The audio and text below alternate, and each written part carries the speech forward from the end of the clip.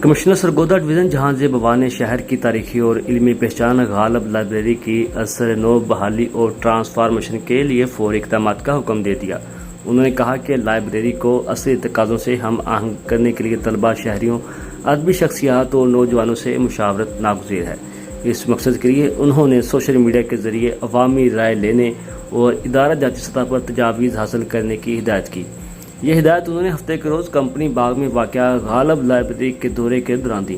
اس موقع پر جامعہ سرگودا کے شعبہ تاریخ کے پروفیسر حبیب الرحمان، چیف آفیسر MC ماجد بن احمد اور MOR زویا بلوچ بھی موجود تھیں۔ کمشنر نے ایک ہفتے کے اندر لائبریری کی ٹرانسفارمیشن سے متعلق جامع رپورٹ پیش کرنے کی ہدایت جاری کی۔